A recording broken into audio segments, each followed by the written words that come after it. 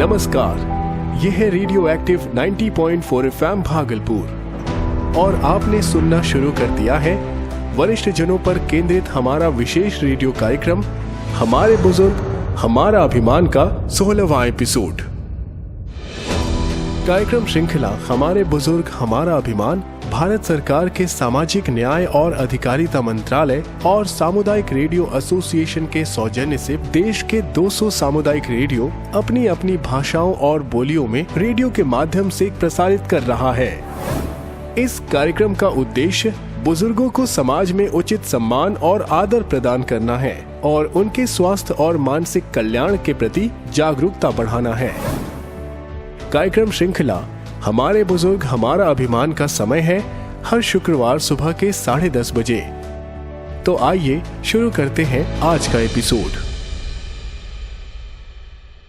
सपनों का बादल तुझे बुलाए। कहते हैं बुजुर्गों की दुआ में असर बहुत है, हर एक तूफान का रुख मोड़ देती है और इन्हीं बुजुर्गों को उनका सम्मान, उनका हक दिलाने और ख्याल रखने हम लाए हैं एक बेहद खास कार्यक्रम हमारे बुजुर्ग हमारा सम्मान। तेरा हर कदम जो खुदारी का हो, जहां सभी बुजुर्गों की सेहत से जुड़ी एक्सपर्ट एडवाइस, कानूनी सलाह, सरकार द्वारा दी जा रही सुविधाएं व अधिकार और सभी सीनियर सिटीजन्स के जीवन को आसान बना रही टेक्नोलॉजी के साथ साथ फाइनेंशियल एडवाइस और भी बहुत सी जरूरी बातें इस कार्यक्रम में आप सुन पाएंगे। कठिन है अगर रास्ता, तू फिक्र न। इस कार्यक्रम को आप तक ला रहे हैं सामाजिक न्याय एवं अधिकारिता मंत्रालय भारत सरकार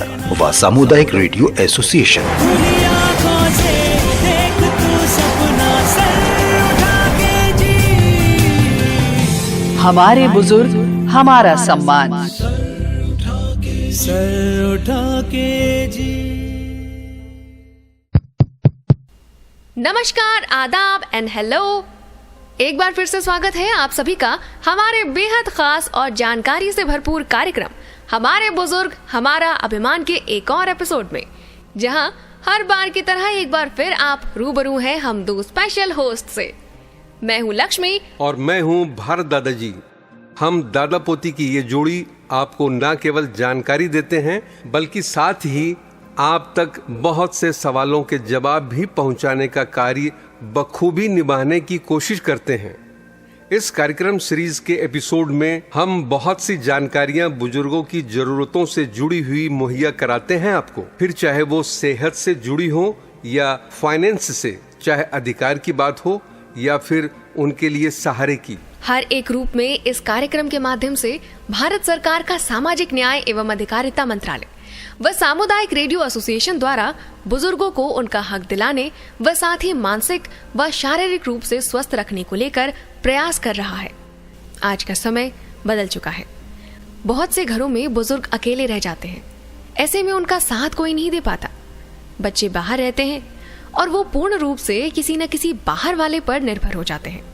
परंतु हमारे बुजुर्ग हमारा अभिमान एक ऐसा कार्यक्रम है जो बुजुर्गों का सहारा बनकर सामने आया है।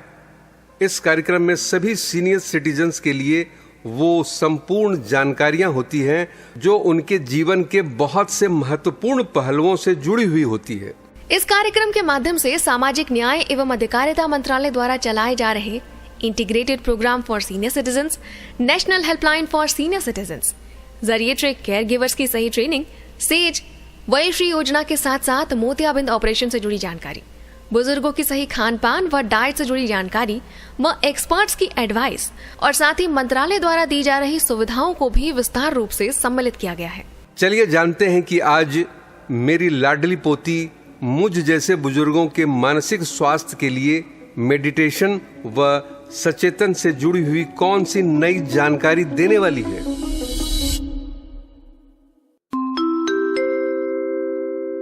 सुनिए सुनिए सुनिए हमारे बड़े और बुजुर्ग, खाइए अच्छा, खाइए स्वस्थ भोजन, रहिए फिट ताकि सेकंड इनिंग हो hit. That's a super six। बात तो सही है, पर हमारे ऐसे बुजुर्गों का क्या जो है आर्थिक रूप से कमजोर, जिनसे है पोषण बड़ी दूर।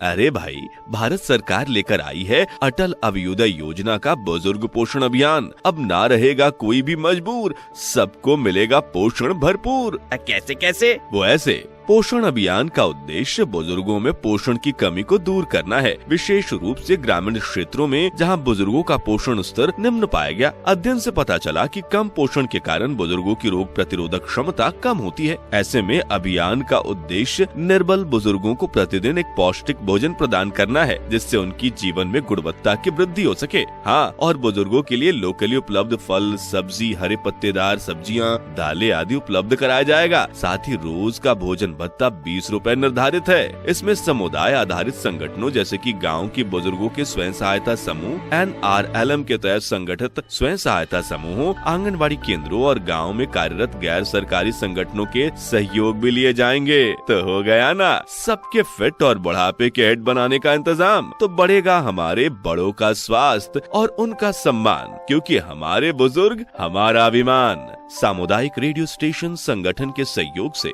सामाजिक न्याय और अधिकारिता मंत्रालय द्वारा जनहित में जारी।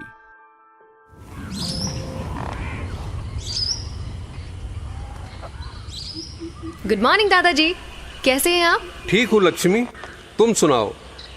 अच्छा, कल तुम फ्रेंड्स के साथ आउटिंग पर गई थी ना, कैसा रहा तुम्हारा ट्रिप? अरे दादाजी क्या बताऊं, दोस्तों से मिलकर तो अलग ही मजा आ जाता है। पहले फिल्म, फिर डिनर और ढेर सारी बातें। मैं तो कहती हूँ कितना भी बिजी रहो लाइफ में, पर हर इंसान को अपने दोस्तों से मिलने के लिए टाइम निकाल कर जरूर जाना चाहिए। सब ऑफिस और जॉब्स में बिजी हैं, मगर सच में जब मिले तो यादों का पिटारा खुल गया और सारा स्ट्रेस और टेंशन मानो कहीं गायब हो गया। कह तो तुम ठीक रही हो बेटा, मगर अब ना तो लोगों के पास समय है और ना ही अब वो अपनापन वाला समय बचा है। समय तो हम बिताते थे अपने जमाने में दोस्तों और रिश्तेदारों के साथ। अब तो समय बहुत बदल गया है, किसी के पास टाइम ही नहीं है। अच्छा, कैसे समय बिताते थे आप लोग दादाजी? बताइए बताइए ना। अरे बेटा, क्या क्या बताऊं। हर शाम लोकल ट्रेन और बस में ऑफिस से लौटते वक्त भजन या लोकगीत गाना, तो कभी कभी अंतराक्षरी खेलना, कभी खबरों और आसपास की चर्चा करना, तो कभी एक दूसरे का दुख सुख बांटना, और तो और पब्लिक ट्रांसपोर्ट में भी अपनों के साथ कार वाला मजा आता था। थकान का तो पता ही नहीं चलता था ऑफिस आते या जाते वक्त। दादाजी सच में इतना एंजॉय करते थे आप? हाँ बेटा, पर जैसे जैसे समय आगे बढ़ा, धीरे धीरे हम सब बस से स्कूटर और फिर कार पर सवार हो गए। सफर तो आरामदायक हो गया, मगर अपनापन कहीं खो सा गया। अब तो सालों हो जाते हैं एक दूसरे से मिले या बात किए। ये तो सही कहा आपने। अब तो टेक्नोलॉजी भी है, मगर फिर भी दूरियां बढ़ गई हैं। फोन हाथ में है पर बात करने को समय नहीं है। गाड़ी घर में खड़ी है, मगर जाने या बुलाने के लिए हजारों बार सोचते हैं। कुछ साल पहले तक तो मैं और हमारे सारे रिश्तेदार एक दूसरे से अक्सर मिल लिया करते थे। पहले हम लोग ना तो फोन करके जाते थे और ना ही किसी के आने से परेशान होते थे।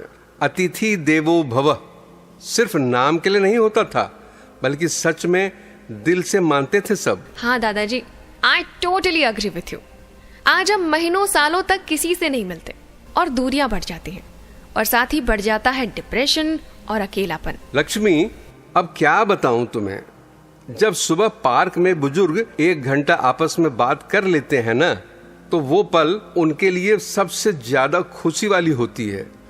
और इसी दौरान वो सबसे ज्यादा खुश भी दिखते हैं, क्योंकि उसके बाद पूरा दिन उनके जीवन में अकेलापन सा रहता है। खास तौर पर वैसे बुजुर्ग जिनके जीवन साथी गुजर गए हैं, उनकी समस्या और बड़ी है। कभी कभी सोचता हूँ कुछ लोगों के पास तो सब कुछ होता है, मगर साथ देने वाला कोई नहीं है। ऐसे में जीवन की मुश्किलें और ज्यादा बढ़ती चली जाती है। फिर तनाव, अकेलापन और अवसाद सब एक साथ दुश्मन के रूप में बुजुर्गों के शरीर में घर बना लेते हैं। दादाजी, बुजुर्गों में बढ़ रहे डिप्रेशन से वो बहुत सी हेल्थ रिलेटेड प्रॉब्लम्स के शिकार हो जाते हैं। सच में शरीर कमजोर हो जाता है और बीमारियां भी घर कर लेती हैं। बिल्कुल ठीक कहा बेटा। इसका तो बस एक ही सॉल्यूशन है और वो हमारे देश की संस्कृति से जुड़ा हुआ है। अच्छा, तुम योग और प्राणायाम की बात कर रही हो? हाँ दादू, इसके साथ साथ ध्यान यानी मेडिटेशन की भी बात कर रही हूँ। लक्ष्मी, हमारी संस्कृति में ऐसा बहुत कुछ है जिससे खुद को खुश और स्वस्थ रख सकते हैं और जो हमें पता भी है, लेकिन हम इन्हें अपने जीवन में इस्तेमाल करना या उसे अपनाना जरूरी नहीं समझते। दादाजी, क्या आप जानते हैं जो बुजुर्ग डिप्रेशन में रहते हैं उनकी इम्यूनिटी भी कम हो जाती है, भूख भी नहीं लगती और दिन प्रतिदिन तबीयत खराब हो जाती है। मगर दादाजी, आपको एक बहुत जरूरी बात बताना चाहती हूँ कि अगर कोई बुजुर्ग ऐसा फील करता है तो सामाजिक एवं न्याय अधिकारिता मंत्रालय भी बहुत सी मदद करता है। कुछ योजनाएं ऐसी हैं जो बुजुर्गों के लिए वरदान साबित हुई हैं। जीवन के अंतिम चरण में बहुत से बुजुर्ग जीवन साथी को खो देने के बाद या बच्चों के अलग शहर में रहने के कारण बहुत अकेलापन महसूस करते हैं। ऐसे लोगों के लिए मंत्रालय द्वारा काउंसलिंग भी मुहैया कराई जाती है। कैसी काउंसलिंग? और इससे कैसे अकेलापन या डिप्रेशन दूर किया जा सकता है? ये काउंसलिंग सेशन एक्सपर्ट द्वारा कराए जाते हैं, जैसे मनोवैज्ञानिक, क्लिनिकल साइकोलॉजिस्ट जैसे एक्सपर्ट्स। चलिए, मैं आज आपको मिलवाती हूँ ऐसे ही एक्सपर्ट से जो बताएंगे कि कैसे बुजुर्ग इस अवसाद से निकल सकते हैं काउंसलिंग के द्वारा। आप अगर चाहें तो हम आज उनके क्लिनिक भी चल सकते हैं। वो जरूरतमंद लोगों की मदद भी समय समय पर सेवा के रूप में करते हैं। भी हमारे साथ हैं doctor love Kaushik. Doctor love से हम बात करेंगे कि कितना जरूरी है काउंसलिंग बुजुर्गों के लिए और अकेलेपन से कैसे वो दूर हो सकते हैं। सर, सबसे पहले आपका स्वागत है। Thank you so much. Sir, मैं जानना चाहूंगा इस मुद्दे के बारे में कि 60+ जो लोग हो जाते हैं, सीनियर सिटीजन जो हैं, उनके लिए काउंसलिंग कितनी इंपॉर्टेंट है, क्योंकि वो काफी लोग मैंने देखे हैं जो अकेलेपन से परेशान होते हैं। ये काफी हद तक आप सही बोल रहे हैं कि आजकल के समय में खासकर हमने देखा है कि जो बुजुर्ग लोग हैं, 60+ लोग हैं, सीनियर सिटीजन हैं या सुपर सीनियर सिटीजन हैं, उनमें अकेलापन बहुत ज्यादा तर देखा जा रहा है। और उसकी वजह ये भी है कि आजकल जो फास्ट पेस लाइफ हो गई है सबकी, एज कम्पेयर टू उनकी लाइफ जो कि बहुत पैसिव हो जाती है, रिटायर्ड लाइफ होती है, जिसके अंदर उनके पास लोग भी कम होते हैं आसपास बात करने को और एक्टिविटीज भी बहुत लिमिटेड हो जाती हैं, चाहे वो फिजिकल एक्टिविटी उनकी रिस्ट्रेन हो गई हो किसी बीमारी के चलते या फिर एजिंग प्रोसेस के चलते, तो उसके चलते वो एक्टिव लाइफ में नहीं होते हैं। तो आपको पता ही है कि जब एक्टिव लाइफ में आदमी नहीं होता तो उसका कहीं ना कहीं महत्व कम हो जाता है, चाहे वो अपने परिवार में क्यों ना हो।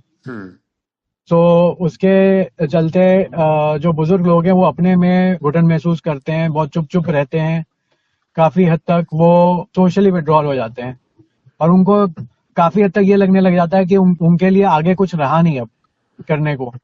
तो कैसे कोप अप कर सकते हैं इस सिचुएशन से? फर्स्ट ऑफ ऑल, एक तो अवेयरनेस की बहुत जरूरत है।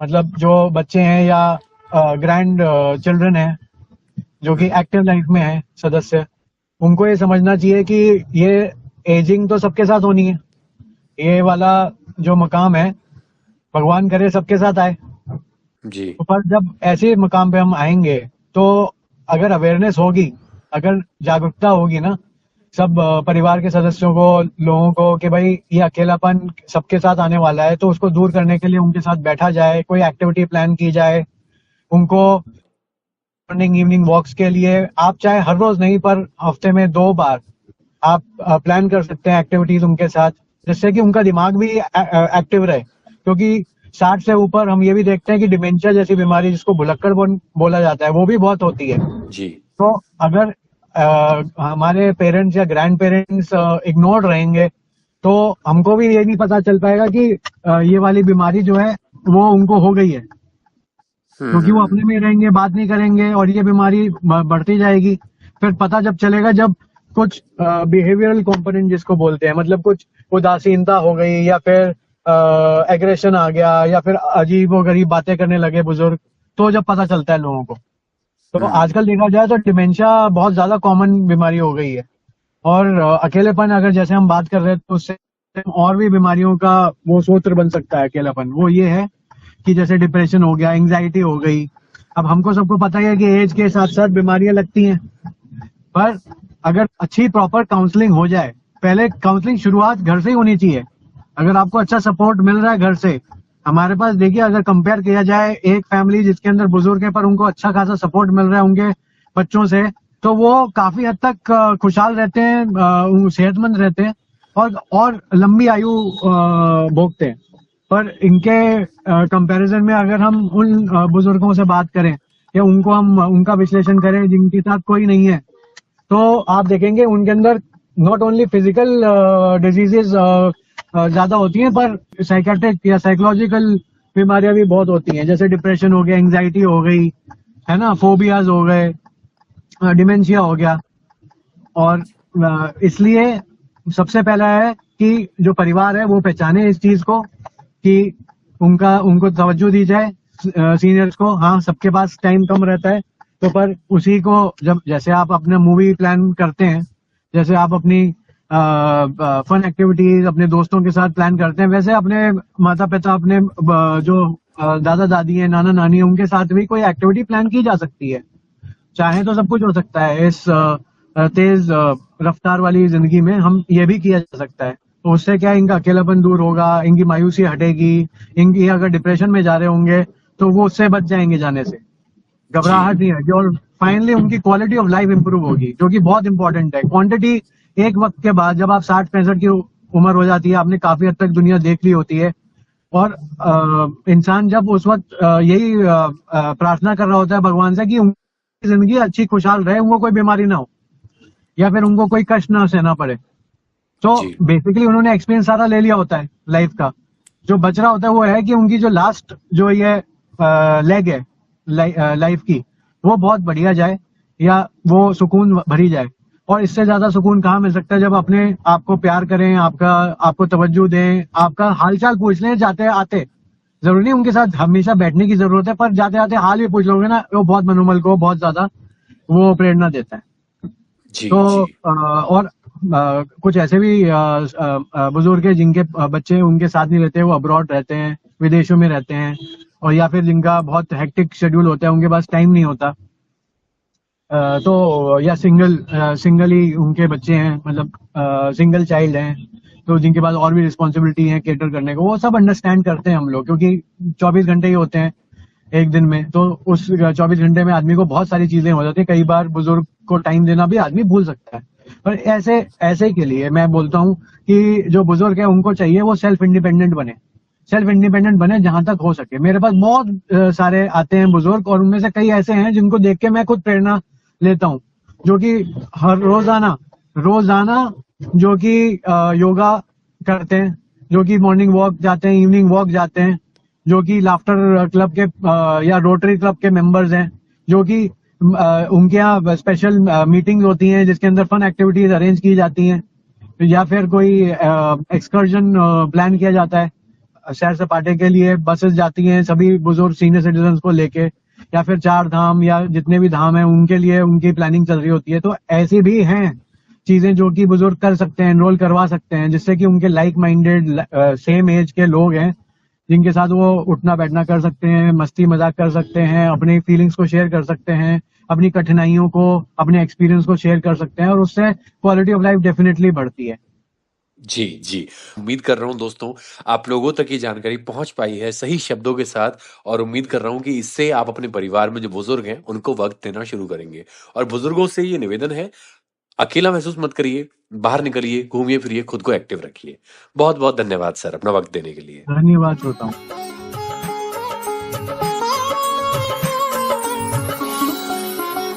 आज पता चला कि कैसे मनोवैज्ञानिक लोगों की मनोवैज्ञानिक प्रॉब्लम्स को सॉल्व करने में मदद करते हैं। हाँ लक्ष्मी, सही बात है। जब अपने साथ नहीं देते तब कुछ खास लोग आते हैं जीवन में, ऊपर वाले का आशीर्वाद बनकर। सच में दादाजी, अक्सर खबरों में ये पढ़ने सुनने को मिलता है, बहुत से बुजुर्ग अकेलेपन का शिकार हो चुके हैं।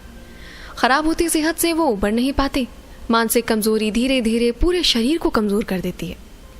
दादाजी, ऐसी खबरें देखी हैं हमने। लक्ष्मी, मेरे दोस्त नरेश की सेहत हार्ट ऑपरेशन के बाद काफी बेहतर होने लगी थी, मगर इसी दौरान बच्चे बेहतर करियर की तलाश में भारत छोड़ अमेरिका शिफ्ट हो गए। नरेश की धर्मपत्नी का पहले ही देहांत हो चुका है, 100 बच्चे नरेश को भी साथ ले गए अमेरिका। परदेश में कुछ महीनों के बाद ही अच्छा खासा नरेश डिप्रेशन में रहने लगा। फिर भूख प्यास भी कम लगने लगी। अब अगर उस वक्त उसे अटल वयो अभ्युदय योजना के विषय में जानकारी दे पाता तो शायद आज उसकी ये हालत ना होती और वो जल्दी रिकवर कर पाता। अमेरिका में पूरी तरह अकेला महसूस करता है। बच्चे सब आसपास ही हैं, मगर फिर भी अपना देश तो अपना ही होता है। यहाँ का मौसम, यहाँ का खाना, यहाँ की बोली, सब कुछ उसे बहुत याद आती है। अवसाद फिर से एक बार उसके जीवन में आ चुका है, जिससे निकल पाना अब संभव हो भी पाएगा या नहीं, पता नहीं। दादाजी, क्या आपको पता है, सेल्फ हेल्प के लिए और मन को शांत रखने के लिए बहुत जरूरी है मेडिटेशन, यानी ध्यान। तुम बिल्कुल सही कह रही हो लक्ष्मी। मेडिटेशन यदि सही से किया जाए तो मेंटल हेल्थ बहुत स्ट्रांग हो जाता है। मैं व्यथित कभी नहीं होता और गलत ख्याल या नेगेटिव सोच दिमाग में कभी आने ही नहीं देता। और वैसे भी मुझे लगता है कि 60 साल के बाद रिटायरमेंट प्लान में मेडिटेशन वगैरह कंपलसरी हिस्सा तो होना ही चाहिए। अगर नहीं किया ध्यान तो खो सकता है सारा ज्ञान। वाह दादाजी, शायरी। हाँ, मेडिटेशन के साथ साथ योग भी हमारे जीवन को सही दिशा और एकाग्रता देता है, यानी कि फोकस्ड रहने में मदद करता है। तो उम्र चाहे कोई भी हो, योग and meditation is must for everyone. दादाजी, आज तो आप बड़ी कमाल की बातें कर रहे हैं। अच्छा चलिए, इसी बात पर आज योग और मेडिटेशन के बारे में डिटेल में बताते हैं सभी को, वो भी एक्सपर्ट से बातचीत के जरिए। हम आए हुए हैं डॉक्टर राजेश कुमार जी के दफ्तर। Doctor Rajesh Kumar yoga and meditation expert हैं, तो इनसे बात करेंगे और जानने की कोशिश की जाएगी कि कितना अहम जो है भूमिका निभाता है योगा, कितना अहम भूमिका निभाता है ध्यान। खासतौर पे बात करेंगे बुजुर्गों की रख रखाव की। सबसे पहले सर आपका स्वागत है। नमस्कार। बहुत ही अच्छा, आपके जो आज के टॉपिक हैं ये काफ़ी अच्छा है और जो आप करना चाह रहे हैं ये बड़ा समाज के लिए उपयोगी भी होगा। जो सबसे बड़ा चीज़ है कि जब रिटायरमेंट के पास लगता है एक बार लोगों के पास कि अब उनके पास कोई काम नहीं है, अब तो बिल्कुल, और वो जो खालीपन है उस खालीपन को कैसे अपने अंदर जोड़, शून्य को हम कैसे भर ले अपने अंदर।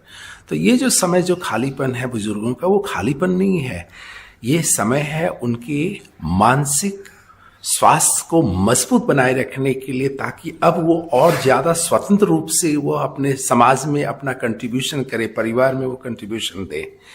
तो इसलिए सबसे पहले जो मानसिक स्थिति को सकारात्मक रखने के लिए जो है योग, भक्ति और स्वास्थ्य, ये 3 चीज रखना जरूरी है।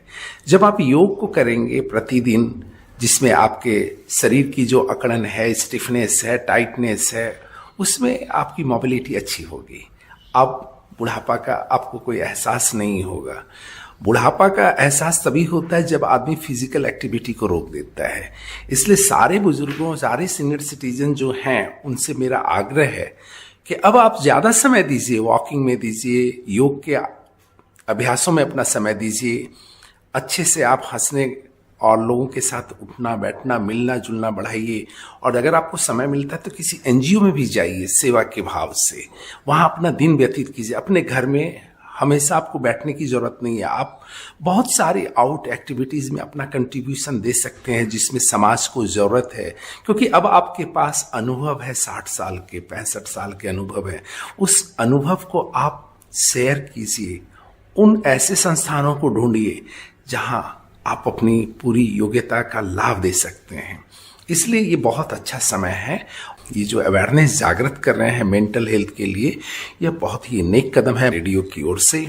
अगर यहीं पर मैं आपसे पूछना चाहूँ, कुछ ऐसे इजी या सरल जो योगास हैं वो आप बता सकते हैं बुजुर्गों को, जो वो सुबह या शाम में कर सकते हैं, जो बहुत ज्यादा डिफिकल्ट ना हो और उनको अच्छा भी फील कराएं। देखिए, अभी तो योग हर घर में लोग योग करते हैं, कोई किसी न किसी रूप में कोई न कोई घर का मेंबर करता है। लेकिन जो बुजुर्गों के लिए सबसे बढ़िया योग है वह है सूक्ष्म व्यायाम। पवन मुक्तासन पार्ट 1 सीरीज जो है, सूक्ष्म व्यायाम का जो अभ्यास है वह जरूर करना चाहिए। और थोड़ा सा ताड़ासन कीजिए, तिर्यक ताड़ासन कीजिए, कटी चक्रासन कीजिए, भुजंग आसन कीजिए, और हो सके तो एकाग्रांत सूर्य नमस्कार भी कीजिए अगर शरीर आपका अलाउ करता है तो। नहीं तो शरीर के साथ किसी भी तरह की जोर जबरदस्ती नहीं। योग में हमेशा ख्याल रखना चाहिए, योग के साथ जो आपका व्यवहार होगा वह आत्मीयता का होगा। जो आप कर सकते हैं उसी को कीजिए। ऐसा नहीं कि हम किसी दूसरे को देख करके हम अपने आप को मोटिवेट करके, और हमारी बॉडी अब उस स्थिति में है नहीं। इस बात का विशेष रूप से ख्याल रखना पड़ता है योग में। और इसके लिए जो सबसे बढ़िया सूक्ष्म व्यायाम का अभ्यास कीजिए, पवन मुक्तासन पार्ट 1 का अभ्यास कीजिए, ज्वाइंट मूवमेंट का अभ्यास कीजिए, जिससे आपकी स्टिफनेस खत्म होगी और वाइटलिटी जो है, प्राणा है, प्राणा का संचार जो है वह हमेशा आपके पूरे शरीर में रहता है। नस नाड़ियां एकदम पूर्ण रूप से स्वस्थ रहती है और तनाव की स्थिति को वह कम करता है। और दूसरा जो है, आपके सिंपैथेटिक नर्वस सिस्टम और पैरासिम्पैथेटिक नर्वस सिस्टम के बीच में संतुलन बनाए रखता है। इसके लिए प्राणायाम का अभ्यास कीजिए। प्राणायाम में नाड़ी शोधन प्राणायाम का अभ्यास कीजिए जरूर, अनुलोम विलोम का अभ्यास कीजिए जरूर, और भ्रामरी प्राणायाम का अभ्यास कीजिए, ओम चैंटिंग का अभ्यास कीजिए, योग निद्रा का अभ्यास कीजिए, और 45 मिनट्स के लिए तो जरूर घूमिए और अच्छे जगहों में आप अपने आप को प्रेजेंट कीजिए। आपको जाना है, मिलना है, लोगों से मिलना है। घर में अब आपको नहीं रहना है। घर में आप रहेंगे तो फिर आपकी जो जर्नी है वो और शॉर्ट हो जाएगी। आप घर से बाहर जी, सिर्फ घर में आप आएंगे खाने के लिए और रात को सोने के लिए, और अपना समय ज्यादा से ज्यादा लोगों के बीच में बिताइए। बहुत बहुत धन्यवाद सर। इस बात को अगर हम कंक्लूड करें तो कुल मिलाकर योगा बहुत जरूरी है हर एक बुजुर्ग के लिए। खुद को ऑक्यूपाई कीजिए, ज्यादा से ज्यादा काम करिए, सोशल वर्क करें, चाहे एनजीओ के पास जाएं, कैसे भी बस खुद को आप किसी काम में लीन रखें। बहुत बहुत धन्यवाद।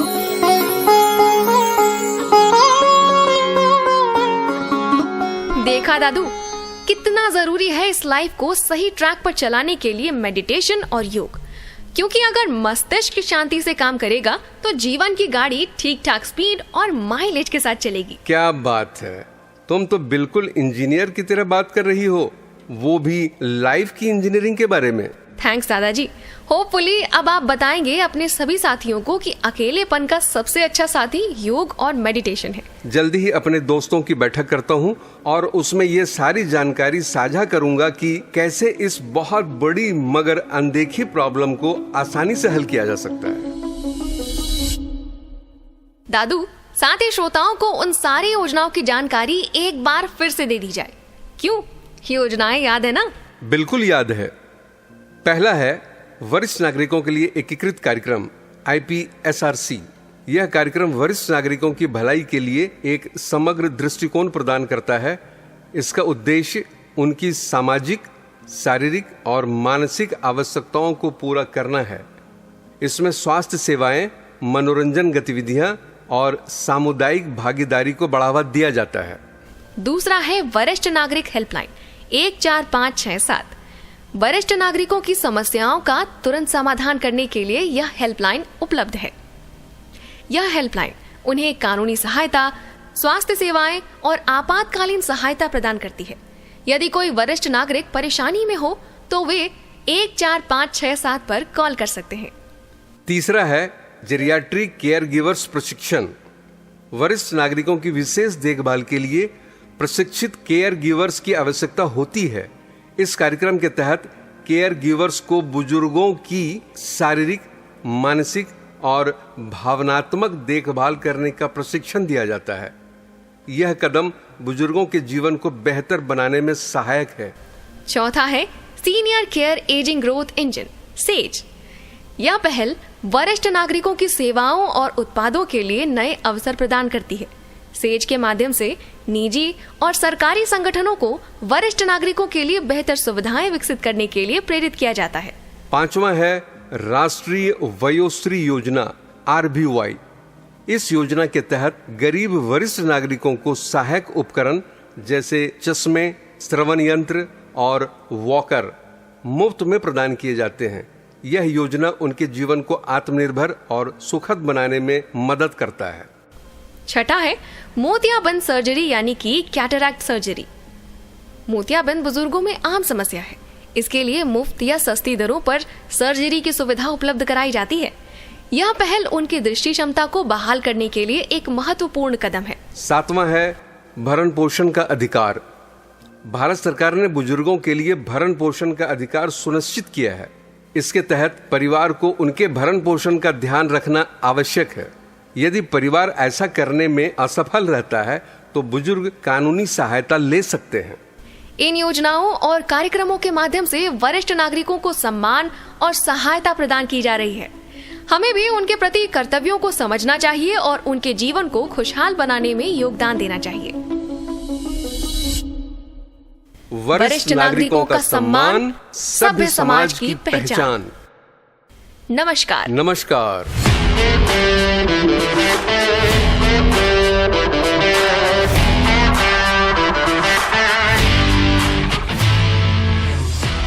श्रोताओं, कार्यक्रम श्रृंखला हमारे बुजुर्ग हमारा अभिमान के हर एपिसोड के अंत में हम एक सवाल पूछते हैं जो उसी एपिसोड में हुई बातचीत पर आधारित रहता है। सारे एपिसोड में पूछे गए सभी सवाल के सही जवाब देने वाले को मिलेगा एक खास पुरस्कार और रेडियो एक्टिव भागलपुर के स्टूडियो में बैठकर पूरे भागलपुर से बात करने का अवसर। मौका जाने ना दे। तो आज का सवाल है, ध्यान एवं योग बुजुर्गों के लिए किस तरह लाभदायक है? सवाल एक बार फिर मैं दोहरा देता हूँ। ध्यान एवं योग बुजुर्गों के लिए किस तरह लाभदायक है? जवाब आप हमें व्हाट्सएप करें। हमारा नंबर है 7549889911 यानी 7549889911। उम्मीद है आपको आज का ये एपिसोड प्रोग्राम पसंद आया होगा और आपको कुछ न कुछ नई जानकारियां भी मिली होंगी। किसी कारणवश अगर आपने आज का एपिसोड मिस कर दिया है तो दोबारा सुना जा सकता है शनिवार के सुबह 10:30 बजे। और हाँ, हमारे YouTube चैनल पर एपिसोड तो उपलब्ध होगा ही। सुनते रहे radio active Bhagalpur 90.4 FM frequency पर। धन्यवाद।